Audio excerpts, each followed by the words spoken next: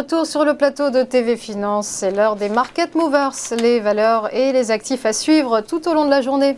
Et nous sommes en ligne avec Daniel Cohen-Delara. Bonjour. Bonjour Roselyne. Vous êtes président de l'AFAT. L'AFAT, c'est l'Association française des analystes techniques. Alors Daniel, on va commencer par le Nasdaq 100, moins 0,39% hier, l'indice américain qui a cédé pas mal de terrain ces dernières semaines. Alors oui, on a un graphique ici qui démarre au mois de juillet, un graphique en bougie quotidienne. On voit que l'on est sur une tendance qui est clairement haussière à l'intérieur d'un canal. On a fait un très beau rallye entre début octobre et début novembre, sur un mois, qui nous a emmené de 14 380 à 16 400, une consolidation début décembre.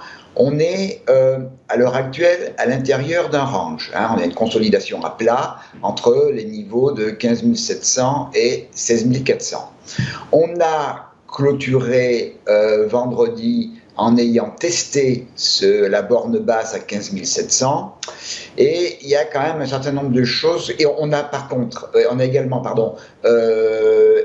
eu la moyenne mobile 65 qui a fait support, comme elle l'a déjà fait il y a une dizaine de jours. Ce que je n'aime pas dans la bougie de vendredi, même si elle est verte, c'est la longue mèche haute qui montre que les acheteurs ont tenté vraiment de reprendre la main et que, finalement, les vendeurs les ont repoussés juste au-dessus de ce niveau de support important, qui est un ancien sommet également historique du mois de septembre. Donc, bougie de vendredi un peu décevante. J'ai regardé également ce matin les futurs qui, comme l'ouverture du CAC, sont négatifs. On est en baisse et on doit s'attendre à un retracement du rallye qui a commencé début octobre et qui nous a amené sur un plus haut historique à 16 763.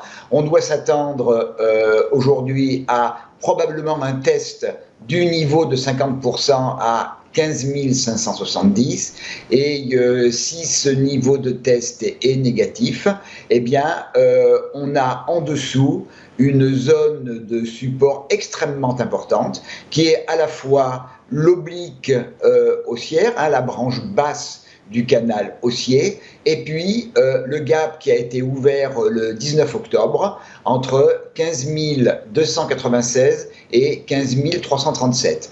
Ce niveau étant d'autant plus important que passe également au bas du gap le retracement 61,8 de ce même rallye.